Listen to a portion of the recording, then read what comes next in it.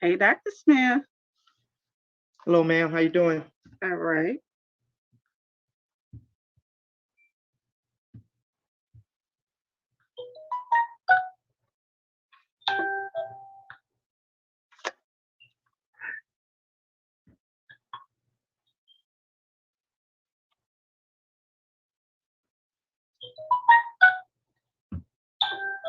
Good evening, Madam Chair.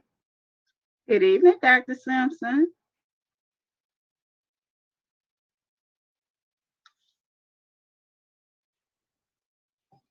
Good evening. Hey there. Hello there, Miss Williams. Shantira, I know you're busy. Can you look at my text message real quick?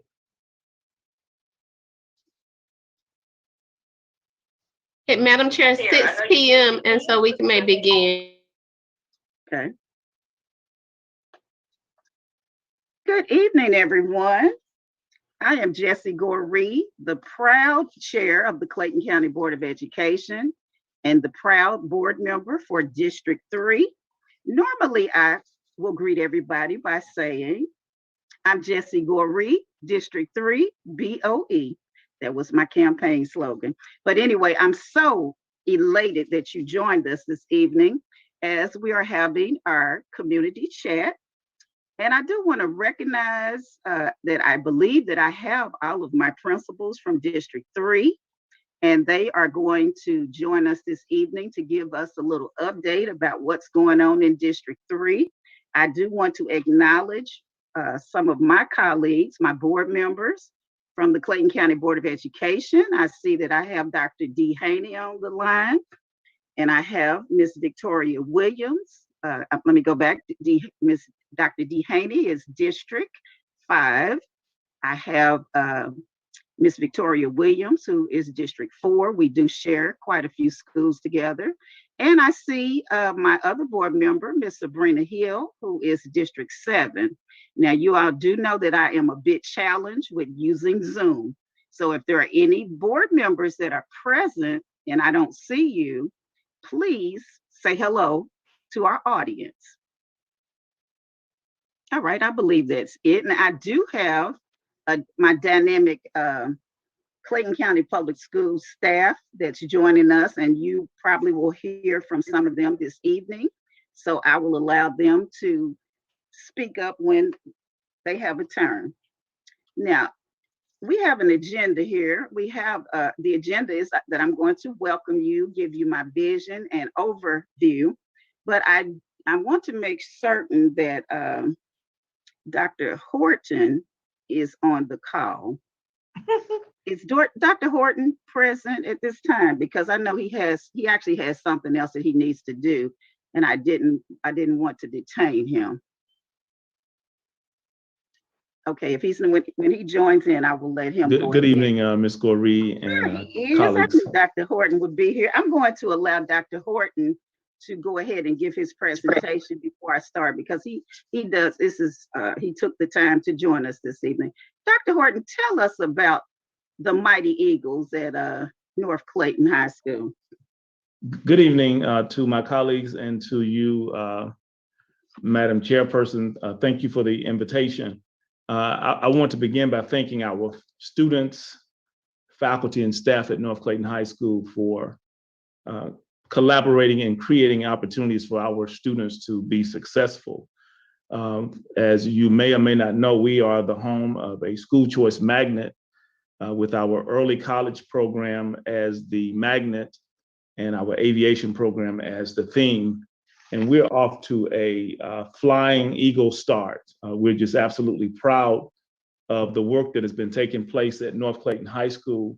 And one thing that I would love to highlight, as we could talk about many things, is that we're celebrating this year a plus 20-point increase over the past 4 years in our graduation rate, breaking the 80% mark.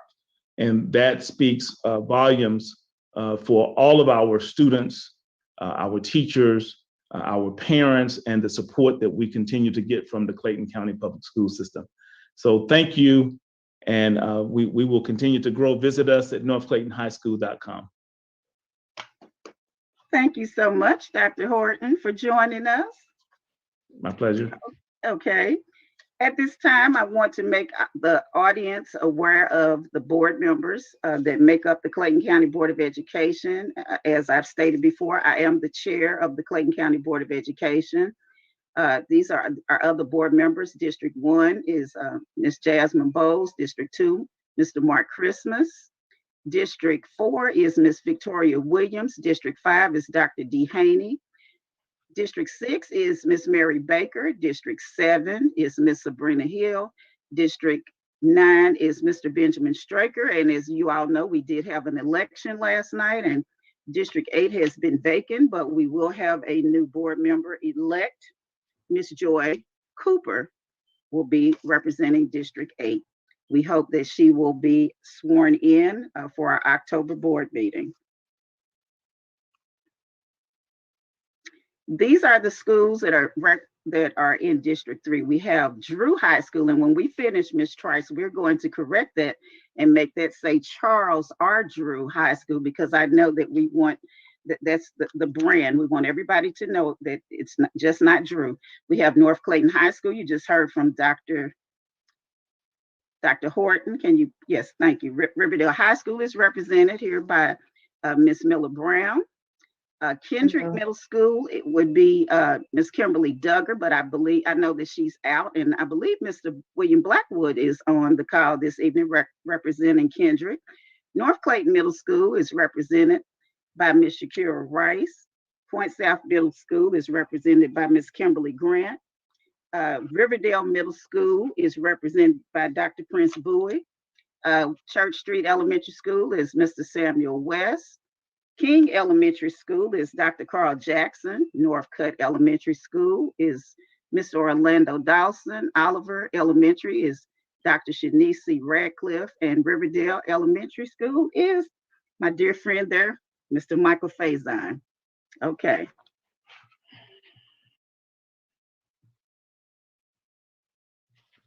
All right, and my philosophy, of course, is that education is the passport to your future.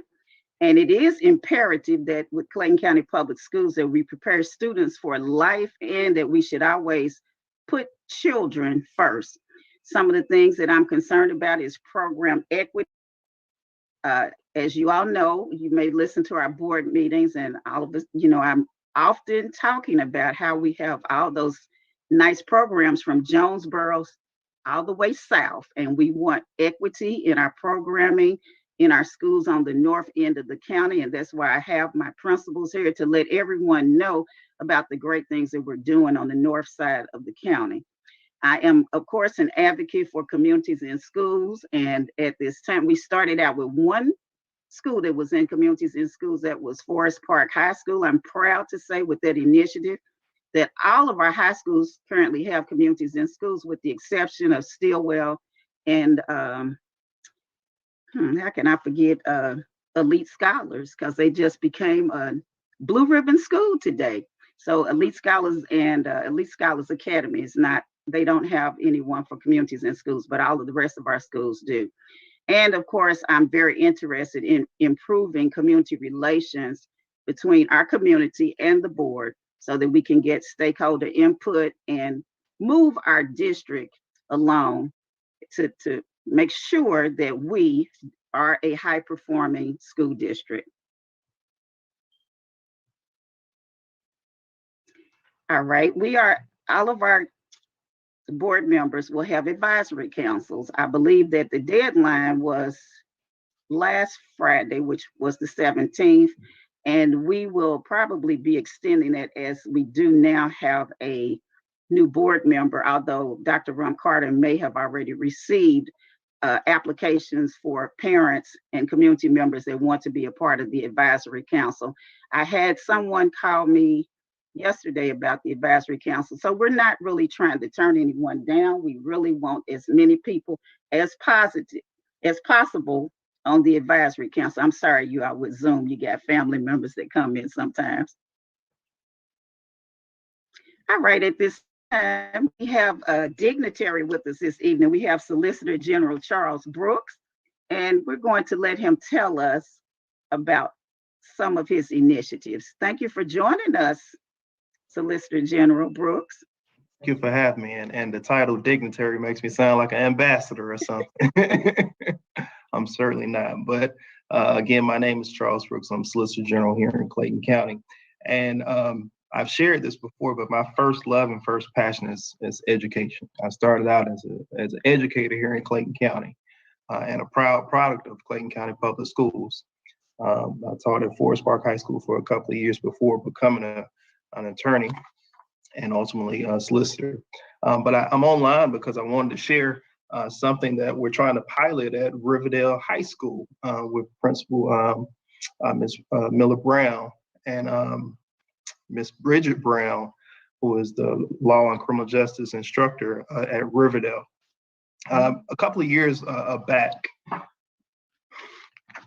believe maybe 7 to 8 years ago, Riverdale and several other schools in Clayton County began a program called Teen Court. Teen Court was a program in which for disciplinary offenses that students might have violated in school, they were to face a peer panel set up in very much like a court system. The judge in past was a prosecutor from one of two offices, solicitor's office or the district attorney's office, and the jury was peers, and advocates or counsels or attorneys were also students in the law and justice class. That program dissolved a couple of years back, but through the insight and diligent efforts of instructor Bridget Brown, we did have a dialogue, and we're trying to re-implement the program at Riverdale High School as a pilot. And hopefully, depending on the success of the program, I trust that it will be successful, that we can continue the program in all of the schools in Clayton County.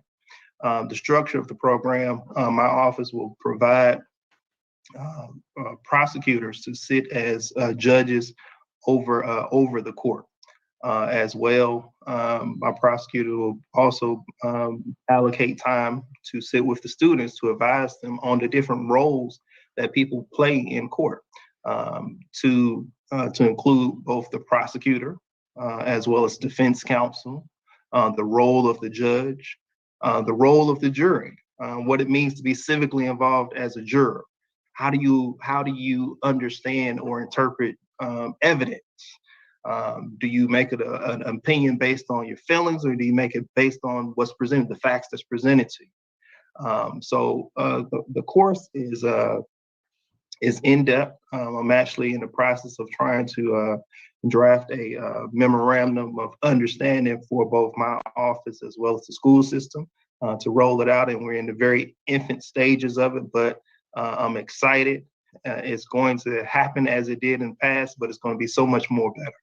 And so I'm open to any questions that anyone might have, and turn the floor over back to Madam Chair.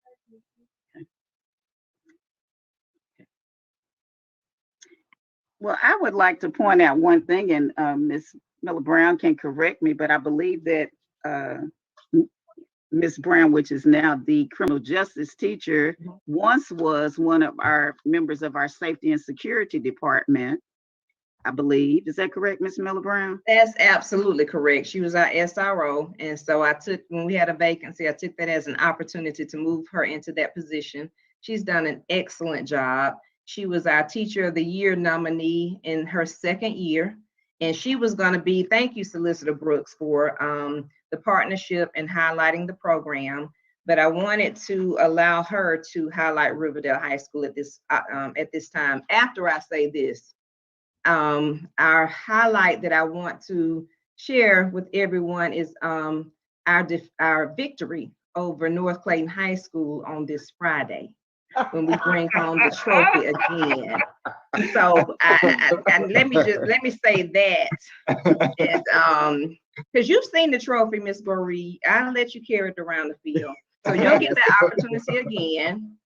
And now I'll turn it over to Ms. Brown, so she can talk about, she's just doing an excellent job, and so glad to have her on board. Thank you. Thank you, Ms. Miller Brown. Thank you for having me, Madam Chair, other board members and distinguished guests. Mr. Brooks, Solicitor Brooks, thank you so much for the invite as well. I just want to talk a little bit about the program and my classes. This program definitely correlates with our standards. I think it's a great opportunity for our students to participate in the legal process while they're in a nurturing environment.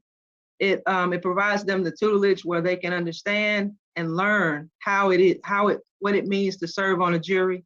And just like Mr. Brooks said, I'm sure that this program will not only help our kids, but it will also help the solicitors and the DAs to have a better, more knowledgeable jury pool. This class, like I said, the standards fit right along with what Mr. Brooks is proposing. And I think it's a great opportunity, not for just the students at Riverdale, but the students in the district. Thank you so much, Ms. Brown. We have, as you all can see, we have a little friendly rivalry up here on the north end of the county.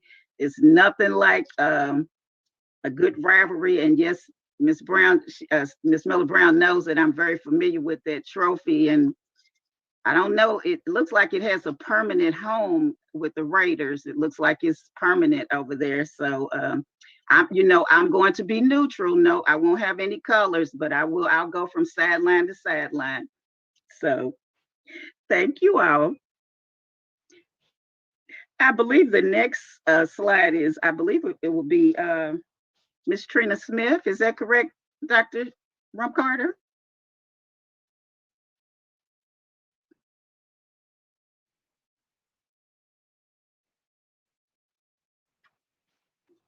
That is correct, Madam Chair. And yes, and I want to thank Dr. Rumcarter. I don't know how I forgot her from the beginning because we couldn't do this without her, the best board coordinator in all the land. So it's on you now, Ms. Trina Smith, Director of the Department of Exceptional Students. Well, thank you for having me, Madam Chair, and members of our Clayton County Public Schools staff. It's so exciting to have all of our principals here with us as well. I would like to just share with you a little bit of information for our Department of Exceptional Students. For this, of course, that is special education services for our students that receive special education or our students with disabilities in the district. We currently serve right around 5,480 students with disabilities, and a little over half of those students also receive speech services. We have already enrolled a little over 800 new students since the school year started this year. So we're seeing our kids enroll, and we're keeping everything going as we start to get the school year going and return back to in-person as well as virtual learning. What couple of things I'd like to highlight as far as the Department of Exceptional Students and the supports we provide to students with disabilities. We support the transitions from essentially birth all the way through age 21. So our students come from Babies Can't Wait, and we have a preschool diagnostic center that we have in Clayton County Public Schools. So we transition our young babies from Babies Can't Wait over to our diagnostic center. They get evaluations so that we can get services in place when they turn 3 years old. And we service our students from 3 years to 5 years in pre-K programs, not just in Clayton County, but in our community, in Head Start, in our programs, whatever is necessary for their IEPs. But then we also go to the other side, as our high school principals are talking about working with our older students and getting them graduated and out into the community and successful. We have transition to work programs for our students with disabilities at the older age levels, and we have supported employment programs. We work with vocational rehabilitation and foster work experience for all of our students to have work experience through their IEP services, and work with them all the way until they're 22 or until they graduate high school and are successful with a high school diploma. And a couple other highlights, in addition to therapy services students may qualify for in their IEP, like occupational therapy, physical therapy, speech therapy, adaptive physical education, lots of intervention supports. We have an assistive technology learning lab where our staff comes to actually model and play with the assistive technology while they're learning how to use it for and with their students. And we have a music therapy department that puts on an annual holiday play every year in December and a very special arts festival in the spring. And for our parents, because community outreach is extremely important, we have our fall parent university and a very large spring expo that we do every March in conjunction with Exceptional Children's Week, as it's very important for us to connect. And if you didn't know, while we're talking about rivalries, we actually have a wheelchair sports team. So we play handball, basketball, and football from the wheelchair, and that is our Clayton Eagles team. So anytime the community can get out, come out and support our team in our wheelchair sport. Ms. Smith, yes, can you send us the schedule for that? Now, you know I'm a sports fanatic, so please share with us the schedule for that. I would love to see it. And we're excited. They're playing down at Eddie White Middle School this year. They're playing at that facility. So I will share the schedule with you. Yes, ma'am. And I would say that I'm not really sure if that's a middle school. I think we need to put that school in another category because it seems more like a little junior college to me. So with those 1,400 students down there. But yes, ma'am, we will definitely come to see some of those activities. Thank you so much. Absolutely. All right. I believe at this time we will have some highlights from my District 3 schools. And so what I'm going to do, I'm actually going to, the first person that came on the line that I saw was the Riverdale Elementary School principal. So I'm going to start with Mr. Michael Faison. Good afternoon, good evening. It gives me great pleasure to represent Riverdale Elementary School and the Riverdale community.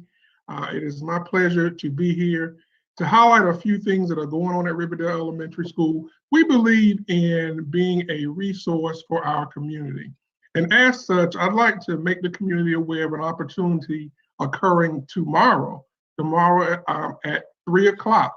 You can come by Riverdale Elementary School and get some fresh produce and groceries. Everybody needs groceries.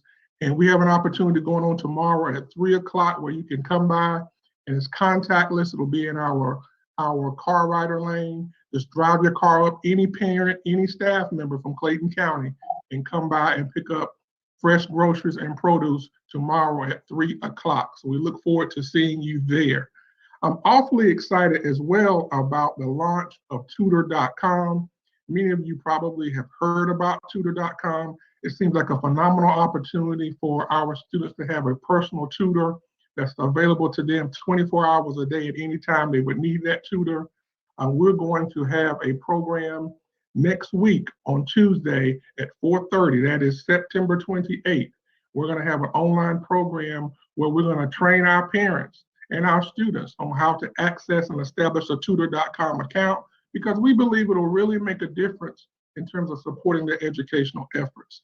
We're also at Riverdale Elementary School implementing what we call individual acceleration plans. And we feel like that this tutor.com will be a great addition to our individual acceleration plans. And I also like to make notion of, and I like to leave some for my colleagues, but I know many of you have also received the position of student engagement specialist.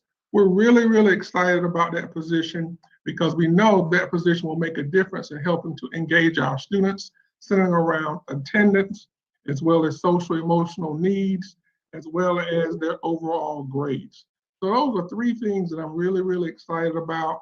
I invite anyone who will and can to come to Riverdale Elementary School to take a look at the great things that are happening. We're proud Rockets. Mr. Faison, I want you to mention one other program that you have at your school. Well, certainly. Is that the Helping Hands Ending Hunger program? Yes, sir. Awesome, awesome. Well, the Helping Hands Ending Hunger program is a program that we've established, in conjunction with our nutrition department, whereby we're able to provide students with groceries and resources to take home over the weekends. So the whole idea is to help children who have food insecurities in their home and in their community on Saturday and Sundays. And so we're able to provide them with a bag of food that can cover them for at least 2 meals for their entire family over each weekend. And tell us the name again, Mr. Faison. It's Helping Hands Ending Hunger. Okay.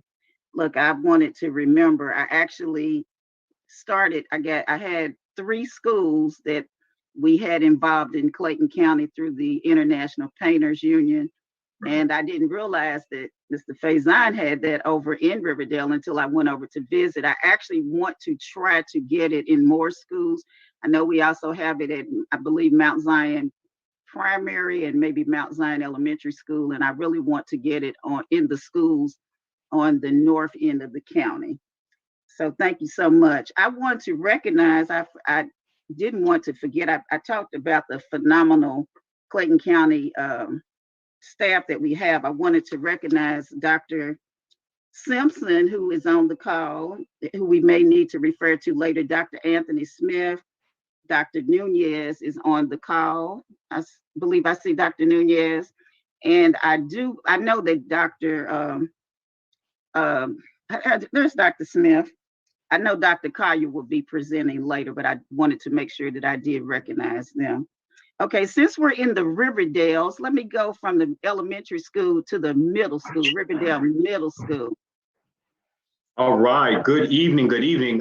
Thank you, Madam Chair, and also to our distinguished Clayton County board staff, leaders, Dr. Simpson, Dr. Smith, Dr. Nunez, and I believe I also saw Dr.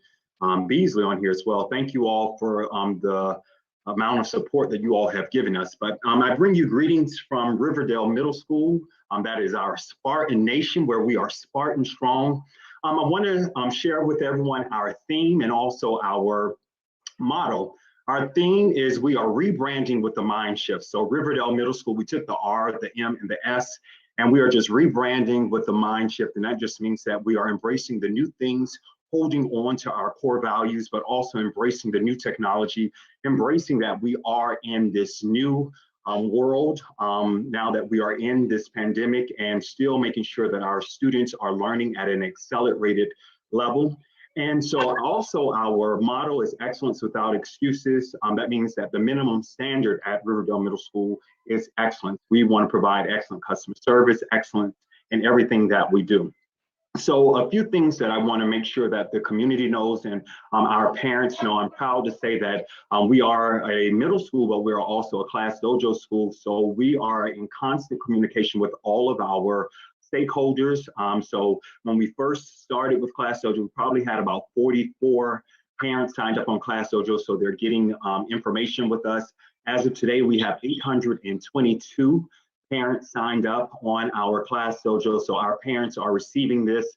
But along with our parents receiving communication, we want to make sure that our parents are involved in the educational progress of our scholars. So what we have done is, instead of just a flipped classroom, we have flipped our whole school. So it helps that their principal has done a dissertation on flipped using electronics and using that verbiage and that technology in order to accelerate learning. So what we do every week, parents and scholars receive an instructional video from our students, and I call it an IV. You know, if you go to the hospital, an IV gives you those things that you need or that you're missing. So the instructional video is part of that. It's an IV that parents and scholars know what's coming on so they can prepare. We want to involve our parents in the learning process. So over the weekend, they can also help their child know what's going on, but also within the instructional videos, our teachers are teaching a mini lesson, letting them know what's going on. So our parents are actively involved. So we do that every week, so they can expect that every Friday by 6 p.m. We're big on accountability. We're big on what I call it E squared. Today was our math day at our school. And so all of our math teachers wore math shirts. But I talk about E squared because the E is for effort and efficiency. So you can't have one without the other. So we're looking for maximum effort from our teachers, maximum effort from our scholars, and maximum effort from our parents as well, because we know that that is how we are going to make sure that our scholars learn. And I always tell my parents that if we give them the foundational things, they can build a strong foundation. They can build as high as they want. We know that we have future politicians, future lawyers, doctors, superintendents, teachers with our staff. So just wanted to really thank the faculty and staff of Riverdale Middle School. They have done a phenomenal job. They have taken the things and my ideas, and they always make it and turn it into fruition. So I just wanted to thank everyone, thank the Riverdale community. Ms. Goree has come out to the school, and we have really make sure that teaching and learning is at a high level. So just wanted to give you all those updates. The last thing that I'll say is that we believe that engaging our scholars, we are having a club day coming up soon. We're excited about that club day. With our club day, that's to get scholars involved, not just with the academics, but also talking about the whole child, getting them excited with things outside of just academics, but getting them involved in community service, getting them involved in those things that we do offer. So that is us from Spartan Nation, where we are Spartan strong. And again, thank you all for all the support. Okay, I need to skip to another side of Riverdale because I have one of my principals that's easing in here, and she needs to get her tell us about what's going on at Oliver Elementary School, Dr. Wow. Shanisi Radcliffe. Then I'm coming to you, Ms. Miller Brown. Well, good evening, everyone, to our wonderful board member who frequents our schools and knows what's going on in Oliver Elementary School. Thank you for coming out this evening. But it's great things happening in Riverdale, great things happening at EW Oliver Elementary School. We also have the Helping Hands program. This is our first year in beginning the Helping Hands program. We were a site for many of the food banks that took place prior to the pandemic. And so we shifted into the Helping Hands program. And that's wonderful, getting our kids involved with doing the measurements and really understanding how to conserve and give back to others.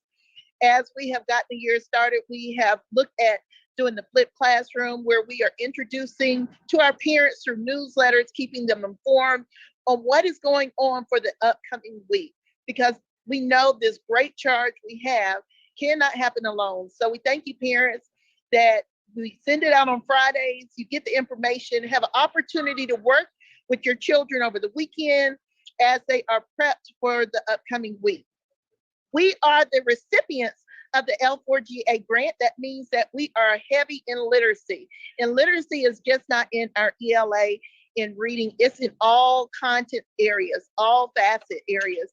And we just completed our door challenge, where our teachers decorated their doors with their favorite books and are introducing these books to our children. So as recipients of the L4GA grant, we have a literacy coach, a new literacy coach that is leading that charge. We also are the recipients of the garden grant with Hearts to Nourish Hope, in conjunction with Hearts to Nourish Hope. That just came through, I believe it was last week. So we are looking forward to that partnership in helping our students further understand the importance of agriculture and the foods that we consume each and every day. Well, I thank you so much, and we are looking forward to great things happening and continuing to happen at EW Oliver Elementary School.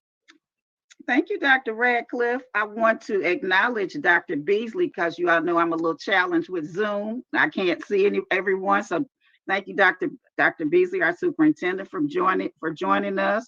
Also, board member Mark Christmas has joined us as well. Thank you, my colleague. So next we're going back to Riverdale. We're going to the principal of Riverdale High School.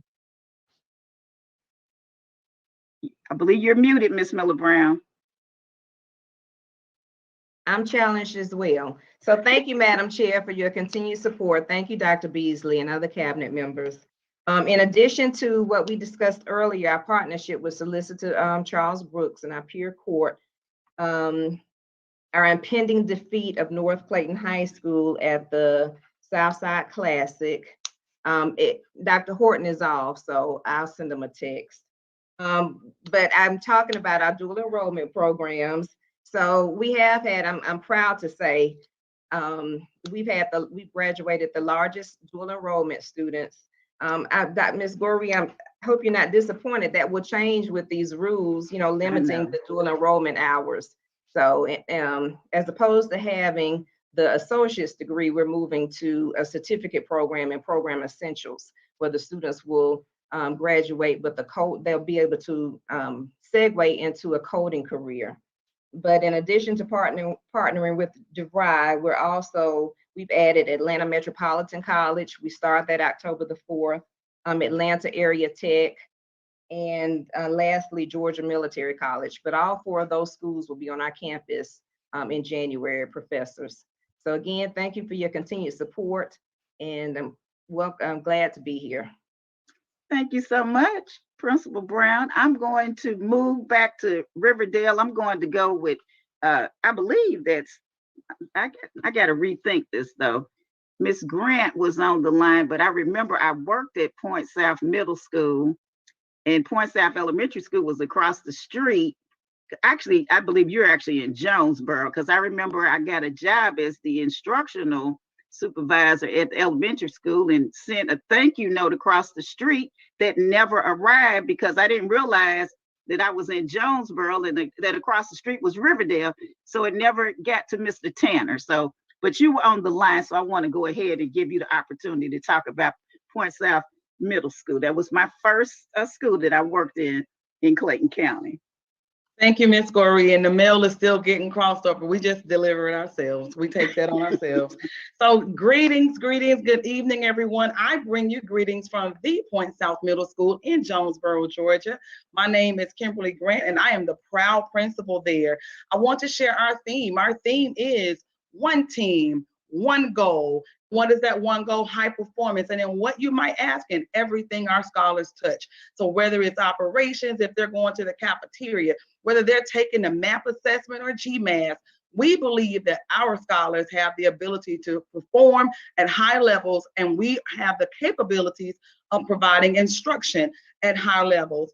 So when we started this year off, we know that we have been missing our scholars. We could see them online, but we couldn't touch them. We couldn't look at them. So now that they are back, we want to make sure that they fall in love with school deeper every day. So when they got back in our buildings, the first thing that we did was an interdisciplinary project. And by doing that, we had every grade level choose a theme. And I'll just focus on one. With our 8th graders, they decided to tour the 5 regions of Georgia. And while touring those 5 regions, the science students figured out how Newton's law was in effect in every region. We actually calculated different math problems based on where we were. We did the history, the background of those regions, and they wrote about it in ELA. And it was all themed around a mystery. On this tour, someone stole Miss Grant's suitcase. Oh my goodness, it was missing. And it was one of the culprits was one of the teachers at the school, and they had to determine who it was. By integrating all of those subjects, we saw our 8th grade building on fire. We saw the 6th and 7th grade building on fire as they toured different countries. But when we got to the last day, I forgot to announce it at the end of the intercom. I end every day by saying, if nobody today told you that they love you, you know I do. I hung up, the 8th grade building was on fire. They said, call Miss Grant, we're not leaving. I had to call back and tell them who the culprit was, and we talked about it for days in the bus lane. So every month we're focusing on an interdisciplinary project. So we want to make sure that our students see school not just as coming and learning to read, write, and multiply. Listen, we want our students to learn that school is relevant, and that when they get to Point South, they can expect to get an education that will take them far. I tell them every day that they are the premier students of Clayton County Public Schools, and we will be that premier school. So this year, our theme is the Viking Takeover. We are taking over everything in Clayton County, the state of Georgia, and beyond. That's just who my scholars are. We are also focusing on extracurricular activities, and we have a big focus on the arts. Listen, I believe in the arts across the board for everyone, but guess what? Students at Point South can dance. We premiered our premier dance team yesterday. They had a crowd. They could even get to the stadium because people followed around with cameras videoing. Our cheerleaders are awesome. We have a band who shows up at our football team and they play their instruments with pride. I go in and I play with them because they know I was in the mighty Jackson State University Sonic Boom of the South, and they love that. We also have a new art teacher, and they have an art club, and they're going to do a mural, Dr. Smith. They want to do one to mirror the one that you had installed at Point South. We also are working on our chorus, our flag line. Listen, we want something for every student to know that school is an extension of the child. We want our community to be the best community in Clayton County Public Schools. And you can't tell me that that can't happen, because I believe it will, and they are believing with me. So I'll end this by saying we plan to stream live our Hispanic Heritage program.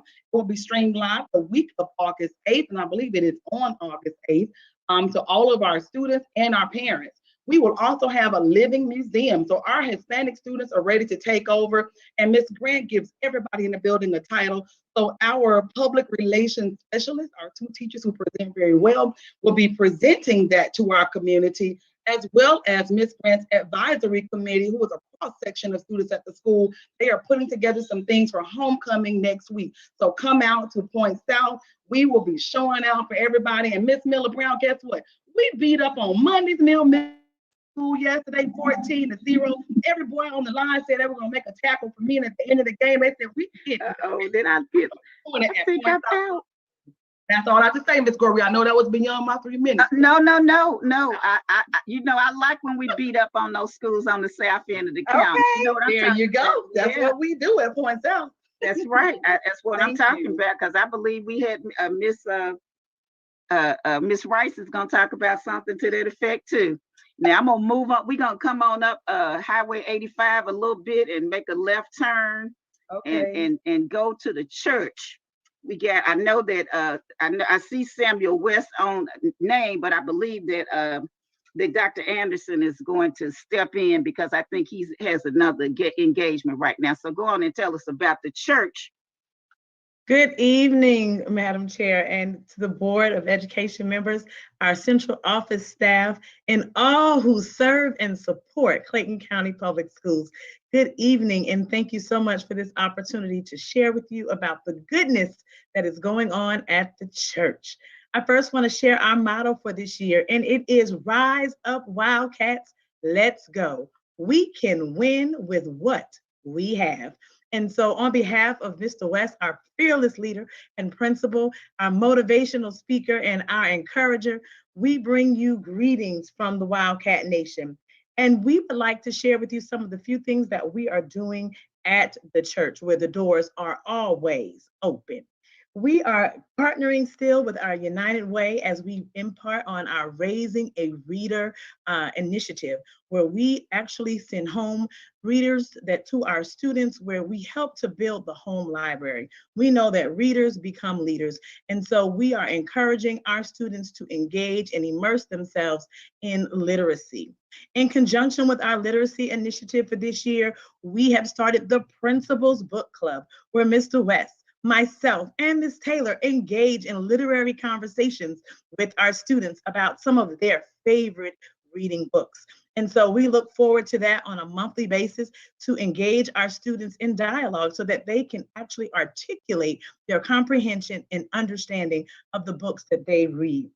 We also have an amazing math team at Church Street Elementary, and we will be bringing back this year our Parent Math Academy, the Side-by-Side Academy, where our parents and students actually engage in tutorial, intervention, and remediation activities with our classroom teachers. This is done in the past, in present. However, this year we will be doing it virtually, where our parents will have an opportunity to log on with the classroom teacher and participate in lessons similar to what their students experience in the actual classroom setting. This, in conjunction with our tutor.com that Mr. Faison mentioned, will be an excellent way to remediate, intervene, and accelerate the learning in our building. So we're looking forward to partnering those two initiatives, our Parent Math Academy, as well as tutor.com. Now, can't ever forget what our principal tells us every day that keeps us moving in the right direction. And that is that we are champions. We were born to win. And so each one of our scholars embraces that mantra as Mr. West reminds them daily that nobody, absolutely nobody, is better than them. Thank you, Madam Chair. Thank you so much. I'm going to deviate a little bit from my principals because I see that Representative Kim Scofield is on the call, and I know she's taking time from a meeting that she's supposed to be in doing redistricting, and I'm going to let her have the floor. Representative Scofield. Thank you very much, Ms. Goree. It's such a pleasure to work with you, and I see all my stellar principals in Clayton County, and so I'm glad to be here. Just again, a few things. I see my colleagues online as well. Just a few things that I've been working on that I'm just proud of, and there are just so many things, and I'm proud to serve each and every one of you. A couple of things right now. We have a program in Clayton County with the water quality program. So it's the Clayton County Quality Youth Program on October 23rd. It's a water quality program in conjunction with Together Friends, the after school program. And so we'll be sending out some information about that. I'll be posting a little bit on my Facebook page. Another bill that I'm working on, HR 188, which is a healthcare bill. We know that COVID has produced many chronic disease triggers pre, during, and post. And so I'm working on a piece of legislation that creates a study group to start collecting data, especially for so we can get chronic disease screenings in communities of color. And again, that proves to be valuable when we look at COVID, where we are now, and post-COVID, where the data is that we need to collect.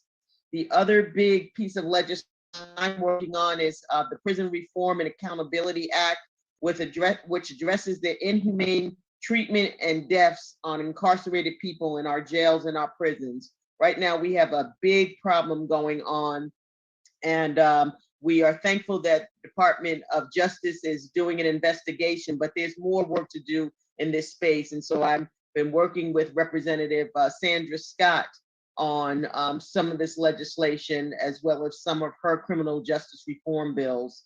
I have a number of health initiatives, including indoor air quality bills. And just so you know, I had the experience of going into a tire shop, and the smell of that tire, that place was so overwhelming, I got a migraine headache, which tells me that the indoor air quality in there is poor. And we've got to protect our citizens, our workers, and just everyone with environment.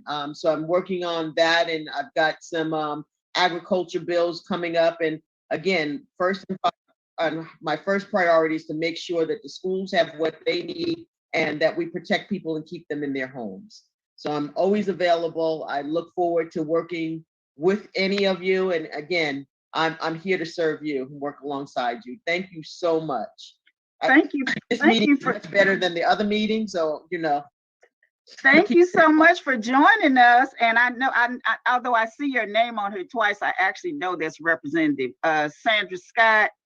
So I wanted to let you all know that Representative Sandra Scott is also on the call. And maybe if she wants to comment later, I will definitely let her say a few words.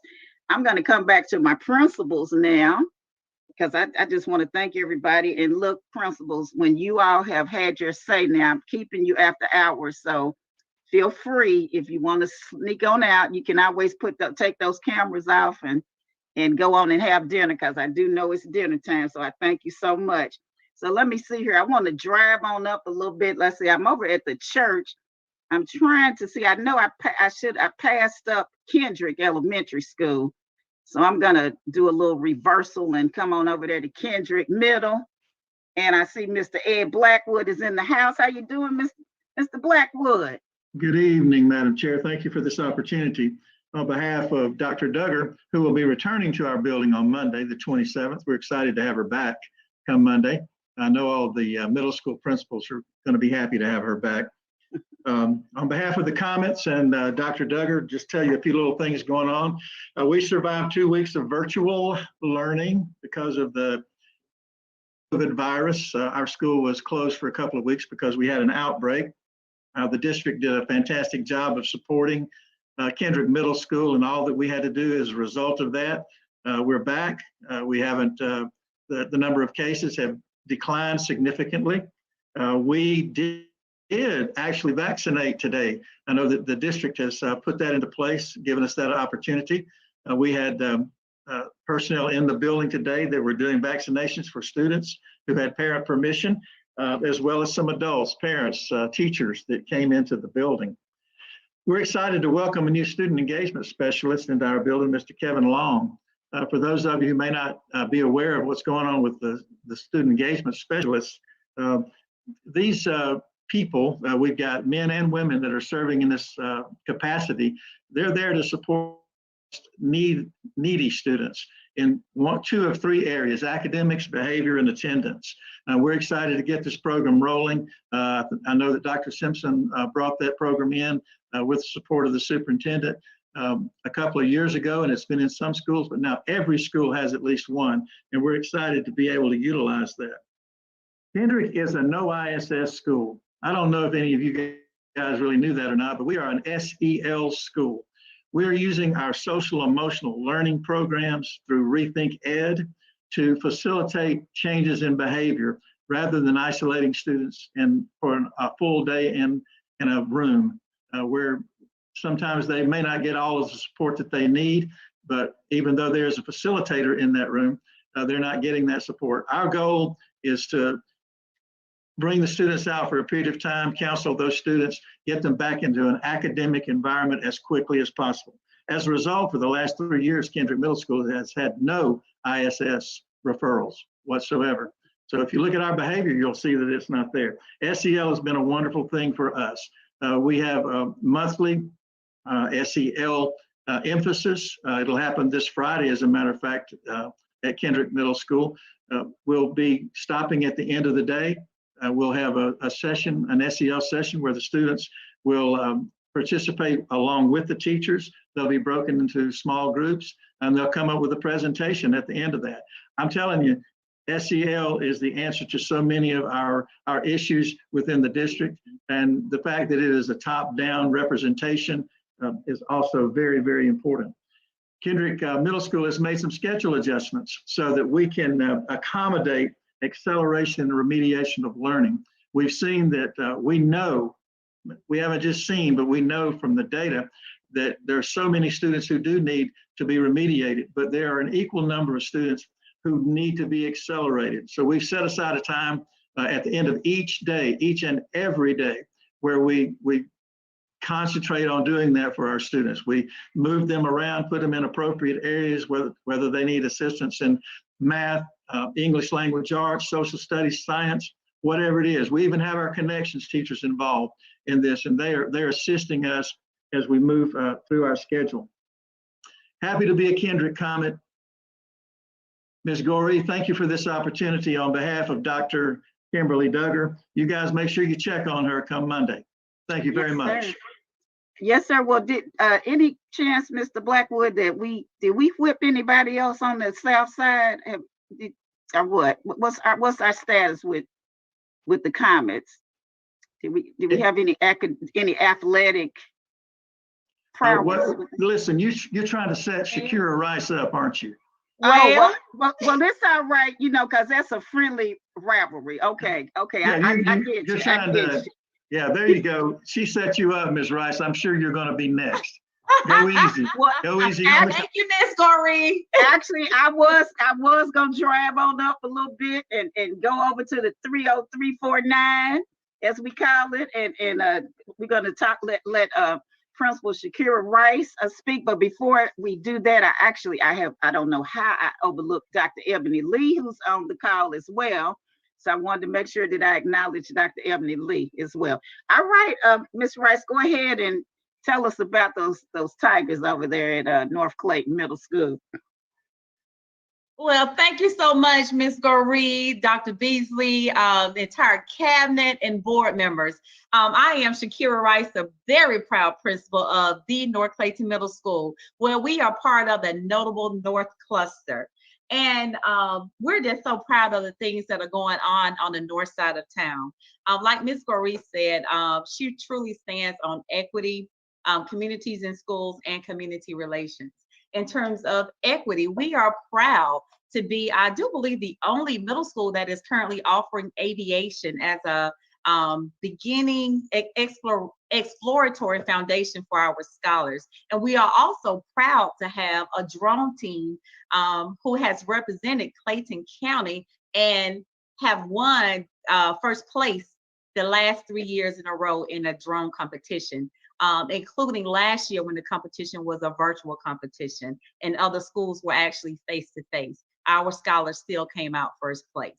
And we are also proud to be a 7-year runner-up at the state level for robotics.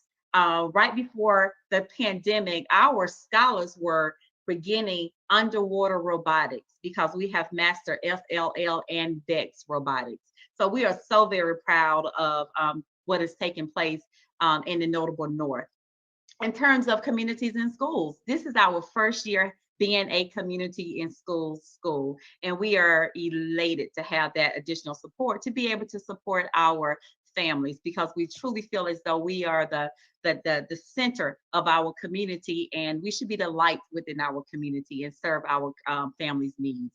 And in terms of community relations, I did see where Representative Scofield was on the call. She is a huge supporter of our school. We have a chapter of Girls Who Code. 2 years ago, one of our girls came in 5th place in a national coding competition, the John Lewis coding competition. One of our very scholars came in 5th out of the nation. And that is, Ms. Scofield has always given us exposure. We have trained and gone to sites downtown with Representative Scofield, and they have poured into our girls. And she even talked to us about developing an app for the Georgia Assembly. So we are so very proud of what's coming out of the North Side in the 30349. And speaking of competition, Mr. Blackwood, you got out of there kind of early yesterday. But North Clayton Middle School did beat Kendrick yesterday, 46-0. Ooh. But I'm so very proud of our defense because we did not even allow a first down to take place throughout the entire game. So Miller Brown, to have Dr. Horton's back, we will see Riverdale Middle School on October the 5th for our homecoming, and we will make sure to take care of Riverdale for Dr. Horton. And Ms. Rice, I think you don't forget about, I know he's not on the call, but wasn't there another little incident at the school? I think it might have been Adamson. Oh yes, our awesome volleyball girls. We ran the principal out of his own gym. So again, it's just, we are at North Clayton Middle School where hustle and heart set us apart.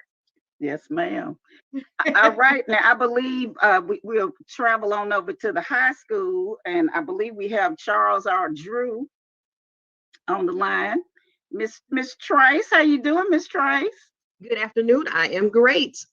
Thank you all for having us this afternoon. I am so very excited to be here. I bring you greetings from the home of the Titans. I am Stephanie Trice, the proud principal of Charles R. Drew High School, where excellence is the standard. I was planning to offer a public apology to Dr. Horton and the North Clayton High School Eagle football team for the awful beating they endured a few weeks ago. So we apologize. Dr. Horton is off the call, so I will text him and let him know that I do apologize for that. And although we came up short, 1 point short against the Riverdale Raiders, be on watch, Ms. Miller Brown. The Titans are rising, so we will. I haven't seen that for the past 2 years, though. I know I said 1 point. We came in 1 point this time, so we are coming for you. Okay, so, all right. Just the friendly rivalry. So I'm very excited this year that we are celebrating a continued increase in our graduation rate. In fact, this year we have the highest graduation rate in the history of Charles Drew High School. So we are very excited for that, and it truly takes a team effort. We have the support of communities in schools, our student engagement specialists, our counseling department, teachers, administrators, our families, and our community. It really took the entire village to make that possible. So we really do appreciate all the support that we have been getting. Also, we are home to the Medical Sciences Magnet Program, where we are preparing our scholars for careers in the medical field. And our partnership with the Clayton County Emergency Services has been amazing also. Every day a bus pulls up around 1:30 and takes our firefighters over to the Clayton County Fire Headquarters. They go through coursework and physical training at the fire department, and they have the opportunity to be hired as firefighters upon graduation. And this past school year, we had 4 of our students to receive official job offers and their helmets from the fire department. And they are now firefighters with the Clayton County Fire Department. So we're very proud of that program. We are also very proud of our culinary arts program. We are back. Yes, our culinary arts is back. Chef June, who started the program back in 2009, has returned to us. So we look forward to not only developing great young chefs, but enjoying delicious meals from our culinary kitchen. In fact, tomorrow we have our baked potato bar. So if you're in the area, feel free to stop by. There's $7.50, so feel free to stop by for your wonderful baked potato. And I want to invite everyone out to our Hispanic Heritage Festival on October 2nd. Our teachers and students are planning a great outdoor event for our community that includes vendors, musical performances, dancing, and just learning and enjoying the culture. So we really want to have a great time on that. And I'm also very happy to announce that our first graduating class, the class 2012, will be celebrating their 10-year reunion this year at our October 8th homecoming game against Mundy's Mill High School. The alumni, they've been communicating with me and planning like crazy. So they're really planning a big event, an awesome event. So we are looking forward to hosting our 2012 graduates. And we are so happy to host that original class from Charleston High School. And lastly, I truly believe that a community must be built from the inside out. And in believing that, I had the opportunity this year to hire 5 teachers who are graduates of Charles Drew High School. So 5 of our teachers are graduates. They all actually graduated during the time that I've worked there. So I'm very familiar with them, and they're just having a wonderful experience, a great time. And I'm just so happy to have them. And it's great for our students to see what can happen when you do the right thing and make great decisions. And so they can actually relate to our students because they're from the community. So I'm very happy to have them. And they're living out our motto of once a Titan, always a Titan. Right. So once again, I bring you greetings from Charles Drew High School. Thank you for your support, Ms. Goree, and the school board and all our district leaders. So we thank you, and thank you to our community for always supporting us in our endeavors and supporting our students. So thank you very much. Ms. Trice, I am so glad that you brought out the point that you have those former Titans that are actually teaching at Charles Drew High School. And I know Dr. Beasley and the cabinet members are on this call. I really want all of the other departments of Clayton County Public Schools to hear this, because it really bothers me for us to have a mission and vision statement that says that we're going to educate our students. And then, we have this robust vision statement, but when our children come back to apply for jobs, sometimes they're not considered. So I hope that the cabinet will go back and talk to your people that do hiring. And I would like to see more of Clayton County Public Schools students who have matriculated through this system have jobs. That is very important to me as a school board member. And I really applaud you for that, Ms. Trice. Thank you. And I also have 2 Mount Zion High School graduates and a Forest Park graduate. Yes, you're doing it. You're hiring people that we have educated, and that is very important for them to come back home. Okay, now I think that, do I have all of my principals? I think that I covered everyone. I kind of skipped around a little bit, and I want to recognize that I see Miss Charmin Johnson is on the call. She's one of our area superintendents. And if I've missed any of our staff, please come on. There's Miss Dr. Lee. Dr. Lee, I called your name a little bit. I didn't want to. Didn't want to forget you. But I also want Dr. Rump Carter to see if she can bring another person on the screen real quickly before we go to Dr. Collier. And that is our former superintendent of schools, Dr. Barbara Pulliam, who, these people come back to us. Our children are coming back to us to be employed. Our former superintendent still lives in Clayton County. And she is on the call. Oh, I see her face there. Dr. Pulliam, would you like to say anything?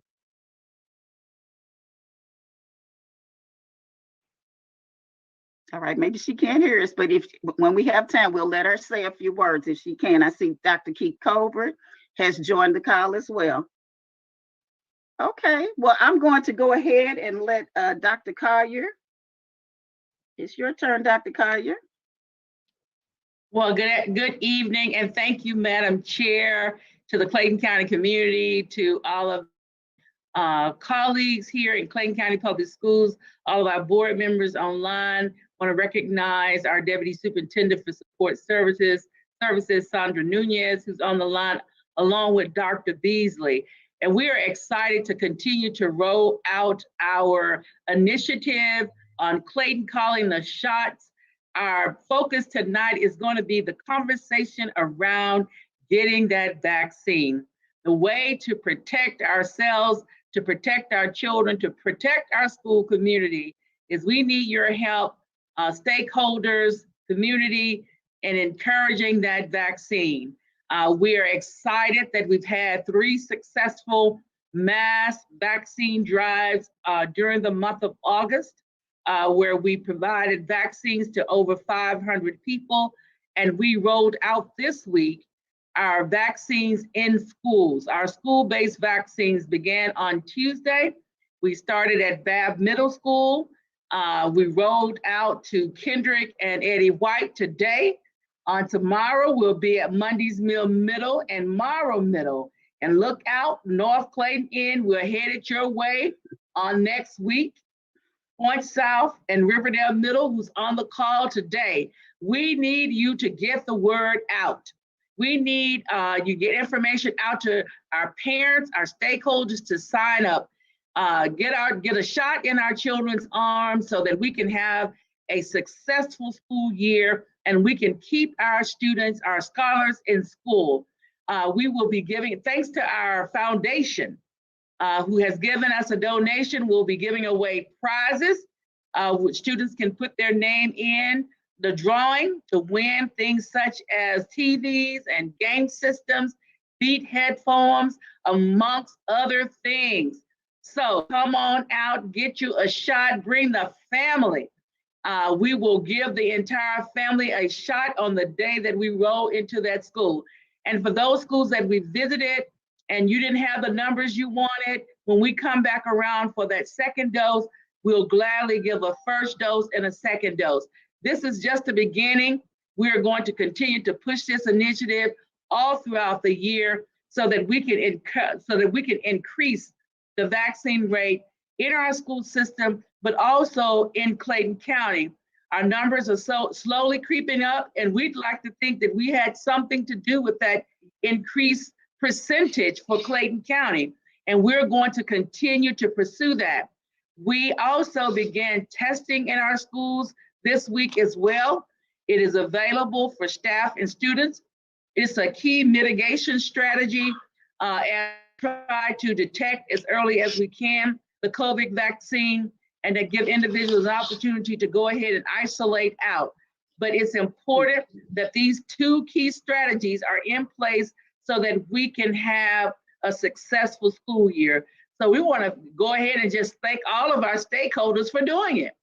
So we're making it happen in Clayton County, and we have every mitigation strategy you can think of recommended by the CDC. It is in Clayton County Public Schools. We're masking up, we're sanitizing, we have the vaccine, we have testing, we have it all to keep our babies and our communities safe. So we thank you and we encourage you to continue to support our efforts around Clayton County calling the shots. Thank you, Madam Chair. Thank you, Dr. Collier. Okay, I know that we're about to get to our question and answers, but I believe that Dr. Pulliam is on the line and she may be able to speak at this time. Dr. Pulliam.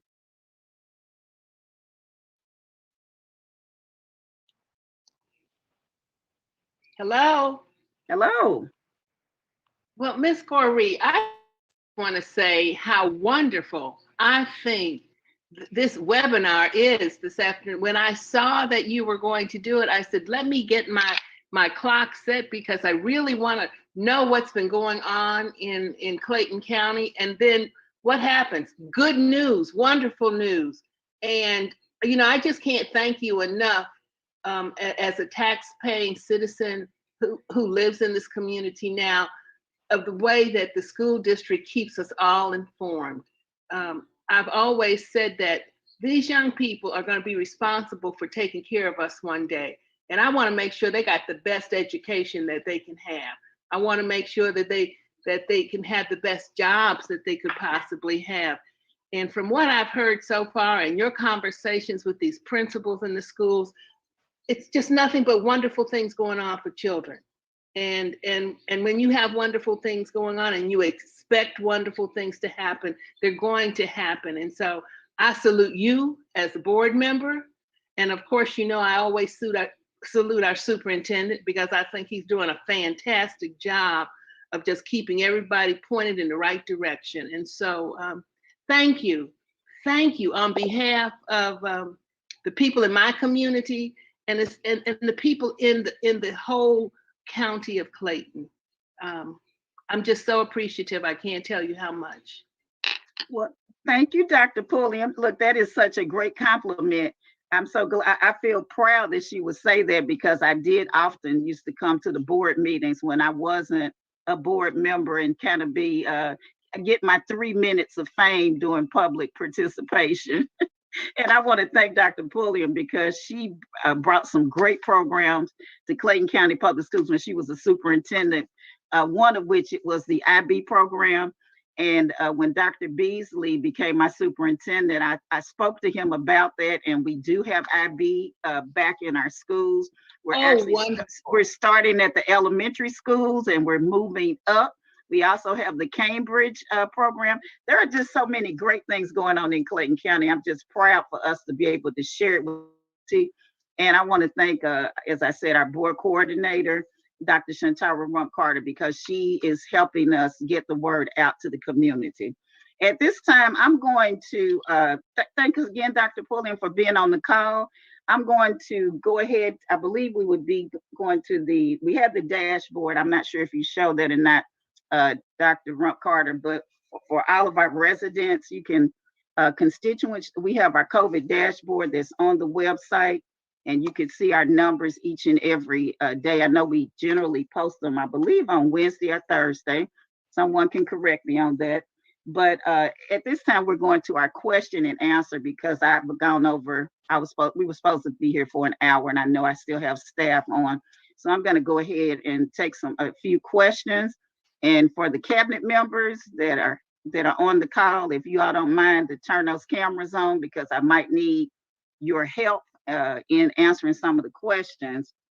I know one in particular, I want to address it right now. If Dr. Rump-Carter, if you can find it, because it has something to do with certification, and that dreaded word is in that question about, I think the last part of it, someone screenshot it, because, you know, I normally sit and help my other board members out with answering questions, but that dreaded word that I saw in it, the last part of it said something about, is there any risk of a repeat of 2008 accreditation loss?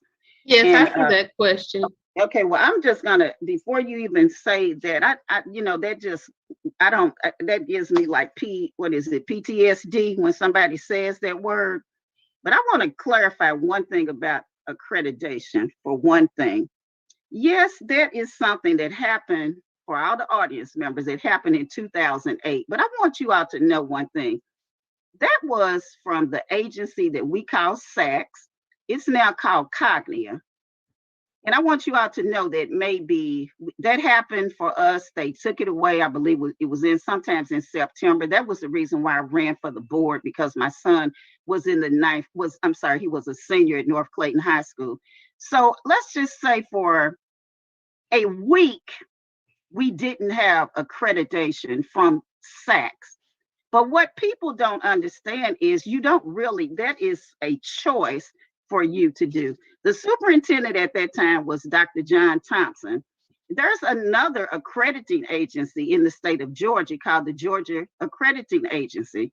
And for all the people that keep asking us about that question, all of our schools became accredited from that agency about a week later. What you all don't understand is a lot of the schools that when people get mad and they decide, I'm gonna take my child out of Clayton, I'm gonna pay money to go to Woodward Academy or go to some of these private schools, that is the agency that gives them accreditation. So if I want everybody to understand that is a choice. And Clayton County at that time was one of the few school districts that actually had SACs from elementary school all the way to the high schools. A lot of school districts only have their high schools under an accreditation. So that is not going to happen again. And I just wish that we could just really put that to rest. Because even if it did happen, all that is that's money that we pay to an agency to put their name on our website. When that happened to us, our teachers were certified. Our teachers, nothing changed as far as the education that our students were getting, and that has happened to several other. School districts. And I just want to say to you that to me it was just political anyway. Because at the time, I did ask the community, talk to members of the community about actually going to court and filing a lawsuit. And I know had that happened in any other county, I think people would have done that. And we need the community to always try to support us and not worry about those types of things, because we are here to serve your children and we want to do it to the best of our ability. So no, that's not happening. But I'm gonna, like I said, I get, when you say that, I feel like somebody that's been in a war or something. It just I get a little tick and I start feeling some kind of a way, because I'm always going to fight for Clayton County Public Schools and the great job. Now, people might not like what I say sometimes, but I support my board. I support the people that work for us. We do an excellent job, and I need support from the community. That is why we're going to have these advisory groups, so that we can get your input. Now, if you go ahead, Dr. Carter, and read the whole question, because I think some of it has to deal with certification, and I'll let. Well, the certification part and the accreditation part was from the article that the person was reading, the WSB article, which said that some teachers are not teaching the subject that they teaching subjects that they are not certified for, and so they were just wondering, would that impact accreditation? And then if so, or how would what are the solutions for correcting that with having uncertified teachers in the classroom, or if that article is even true? They're asking for transparency. Right, and I'm gonna pitch that question to someone, but WSB, I look at WSB, but I believe when they aired that, maybe it was yesterday or Monday, the first half of the show, they were talking positively about us. They were showing that we were getting our people vaccinated, and I was so happy for us to get some good press. And in 20 minutes later, they ran something bad. It's like we just can't win. But I'm gonna pass that to Dr. Simpson or Dr. Colbert or anyone that wants to address that question. Yeah, I'll give it a stab. Good evening, Madam Chair, and stakeholders and community at large. So at the beginning of the year, when schools or principals begin to compose or comprise or build their master schedule, one of the things that they have to look for is certifications or the teacher's certificate. Based upon that teacher certificate, that determines what particular class or what subject they're going to meet. So it is not one of our best practices, and certainly not best practices, that we have teachers teaching out of field, because there's something called HiQ, highly qualified, and that has to be accomplished, and it can only be accomplished when a teacher is teaching in field. They have to be teaching in the subject that's according to their certification. And so, while I do know that there may be some instances in the past, I know in a previous district that I worked in, that was sometime a common practice. But when the federal regulations and laws changed, where all teachers had to be highly qualified, those types of practices just kind of went away. Anyone else want to add to that? Please feel free. And good evening, Madam Chair and community members. I would just add, Dr. Simpson, that, I don't know, maybe it may have been referring to from the time to time as we experience substitute shortages, that we may have from time to time ask a teacher or employee to cover a class during that planning period due to, COVID protocols. As you know, we're having teachers out, students out as we address our COVID protocols. That's all that I would add to it, sir.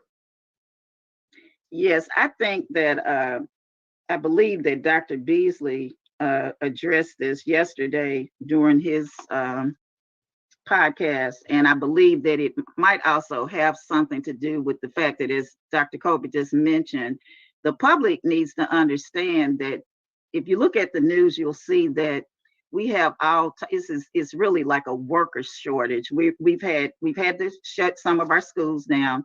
It's all related. Most of it is related to the whole COVID situation. We had to close down the southern part of the county. So so sometimes we have staff that may be on quarantine. All of this is playing into what is happening in our schools. But for the most part, we have certified teachers. Sometimes we do have substitute teachers, if maybe that's what they're referring to. And it also, I believe that some of the teachers were saying that they had to teach classes that they weren't certified to teach in, but I don't know. We don't know if whoever's reported that to WSB, if that actually happened or not. Sometimes we get people that, they want to gripe a little bit. One thing that I do know that teachers probably are upset about is maybe because they're doing some simultaneous teaching, which means that they're teaching in-person students and they're teaching students that are virtual. And we are working on that problem now. Dr. Colbert is in the process of getting our virtual school up and running. So that also might be the case, of what they're talking about. But sometimes I just wish that WSB would get all the facts before they make a report so that Clayton County Public Schools doesn't look like we're not doing our job. We are trying to, we're doing the best that we can. I think everybody in America is. I looked at the news this evening where they're talking about even getting things to you for Christmas, that there are ships that are just sitting in the sea right now with supply chain, or whichever is correct, chain supply, getting things here. Because I did have a constituent, I don't know if he's watching this evening, that had an issue with us last week over what we sent home for lunch, I believe, on Thursday. And I had to educate him a little bit on that. I don't like it when people want to get on Facebook and shame us. When I have the time and I see it, you can rest assured that I will get on Facebook and get people straight. So you need to walk a mile in someone else's shoes before you are critical, because it's real easy to criticize. But I always tell everybody, if you all want to criticize, we have many opportunities for you to come to Clayton County Public Schools and give us your time, give us your suggestion. We're open. You have our email addresses, and our board members' phone numbers and email addresses are on the website. Any other questions? Yes, Madam Chair, and actually, you almost addressed it with the Virtual Learning Academy. You have one on YouTube and someone in the chat. One person said, teachers are doing dual work, teaching in class and virtual. This is not working. What's being put in place to ensure students have a full virtual experience? And then someone on YouTube would like to know, when will that VLM Virtual Learning Academy going to start? Well, I'm gonna pitch that to Dr. Colbert, but I will say to those teachers, I totally agree with you that is too much, and that's why we're working on trying to remedy that. But I'm gonna pitch that to you, Dr. Colbert. Thank you, Madam Chair. Well, as you know, we recognize that to be a challenge as well, and thus we have made plans and working to stand up a virtual learning program. We're going through the hiring process as we speak to hire an executive director for virtual learning. After that, the executive director will come on and we hope to start as we continue to analyze the virtual data, just so that everyone know we have right now currently right a little bit over 7,700 students that have expressed interest in the virtual learning option, and it's growing daily. So I would hope that this person will come in and be able to start this virtual learning program during the month of October, Madam Chair. Yes, and Dr. Colbert also mentioned to them that I think that you said that probably by that time you will have, even if we don't have an executive director, we are working at our school sites to make sure that we don't have teachers doing double duty. Yes, schools, for those schools that have the numbers to separate or segment out those students. For example, if I'm at a school and I have 25 to 26 first graders that have elected the virtual learning option, that's enough students for me to have one class and that teacher could totally teach virtual. That's the preference. That is our goal, and that is what we're shooting for, to ensure that we separate, especially, and we're starting with the grades K through 8, to separate those simultaneous or those virtual students from those in face-to-face students, because we do recognize that is a challenge. But just so that everyone know that our numbers have grown exponentially from July, when we started our initial planning phase. We've gone from 1,500 students in July, community members, to over 7,700 students now. So just imagine the challenges that school face with coming in one morning with 10 to 12 more emails where constituents or students or families are interested in the virtual learning option, which we certainly understand and we certainly support. Our goal is to serve all students with a high quality of education, whether they're face-to-face or at-home learners. Thank you, Dr. Colbert. Okay. This is not a question, comment from a viewer on Facebook. And this was in regards to Ms. Trina Smith's PowerPoint and information. She said, "This is wonderful. It is entirely that these students receive the assistance that they require to have a sense of independence. My son was an exceptional student in Clayton County Schools. He graduated in 2007 and continued his education and training at Work Tech, which needs to be restored, in Roosevelt Warm Springs." And she said, "Thank you, Dr. Anthony Smith, for everything that you did to assist us during his matriculation." And then another commenter in our chat said, "Excellent webinar, very professional and extremely informative. Thank you, Ms. Goree." And at this time, I'm not seeing any more questions, just a lot of comments to what has transpired today. Okay. Well, I think I do see one more question. Yes.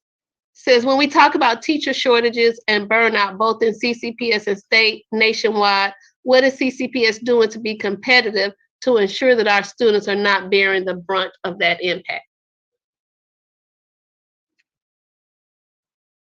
Any of the staff want to take that question? Dr. Simpson? Read that question once more for me. Sure. When we talk about teacher shortages and burnout, both in CCPS and state nationwide, what is CCPS doing to be competitive to ensure that our students are not bearing the brunt of that impact? Wow, well, that's a loaded question. So earlier this morning,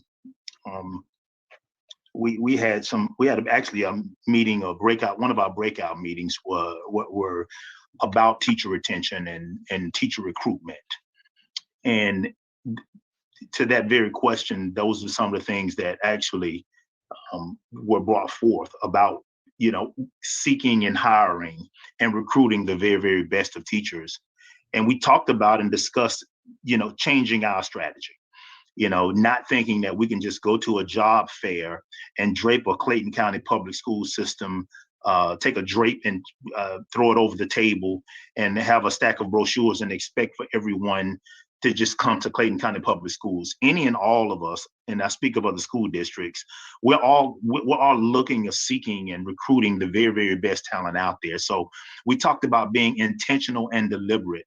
I heard Ms. Trice say something earlier about hiring teachers, or 4 or 5 teachers of hers, that are employees at her school. I mean, that are graduates of Charles Drew. We have to be more intentional at identifying those that have an interest in education, but we also have to go after those that may not have an interest in education, because many of us came to education because of a life-altering experience that helped for us to be able to identify with a purpose or a cause. So let me give you an example of one of the things that came out of there. For those that don't know, when people in the military, in the military branch, when they retire from the military, they can come and have the option of coming to teach at some of our junior ROTC programs. There's a match between what they get. They get part of their salary from the military, and then the other portion is from the school district. So the question came up, I think this was Dr. Pitts that mentioned this, why can't we establish a MOU with the military and recruiting those that are retiring from the military who may want to teach in our classrooms and not necessarily or particularly military science? Thought that was a very, very creative and innovative idea. Again, just thinking outside the box, going after those non-traditional candidates that may have an interest in education. So what's going to help us to be more competitive? We're going to have to sell our brand, the way we do things. Our culture is important. We talked about onboarding, for an example. That experience, the experience of onboarding, that means getting to meet and interfacing with any and everyone that's involved in the human resources and the process for you to actually go from your interview to fingerprinting, to benefits, to actually ending up in that classroom. If that's a positive experience, what are you going to do with that? You're going to share that with someone. If you're happy and you're excited and enthusiastic about the place and where you work, you're going to share that information with someone, whether that be family or friends. You want them to have that same pleasurable experience. And so we have to make sure that the people that we have in our district are happy and that they're satisfied, and that we provide them with all of the resources that they need so they can go out and share those positive things with the family and friends and the people that they believe would be of a benefit to the children in this district, and then make us even more competitive. That's how we get the best competition. Thank you, Dr. Simpson. And I want to point out a couple of other things that we do right now. We have one of the best TAP programs in the state. It's comparable to a university. So earlier in our webinar, I'm not sure when the person that asked that question, but we mentioned that one of our Solicitor General is actually doing a program with our schools on criminal justice. And our teacher at Riverdale High School was once one of our SROs. So she has her teacher certification, and she's working as a teacher now. We offer that to our paraprofessionals. We offer that to anybody that wants to come out of the business sector and become a teacher. So that is what everybody's trying to do that, but specifically at Clayton County Public Schools, that's what we do. Now we're past 7:30. I'm sorry, I didn't mean for it to be this long. I wanted to have all of my principals come and join us so that everybody can see what's going on in District 3. So I'm going to stop at this time, but I do want to recognize one other very person I'm not sure she's on this call or not, but that is Miss Denise Hall, who is over our transportation department. And I want to thank her for getting our students to school, because you know that we have a bus driver shortage. I want to thank our nutrition department. I want to thank our maintenance department, because everybody, actually, that's going to be my last slide of what I'm about to say. I'm going to mention to you that for any issues that you have as a stakeholder, we have a resolution protocol. And so we want you first to start at the building level and come all the way up. I won't go through this whole thing. It's actually on our website for you to read, but I'm going to move on down, Dr. Ron Carter, to my last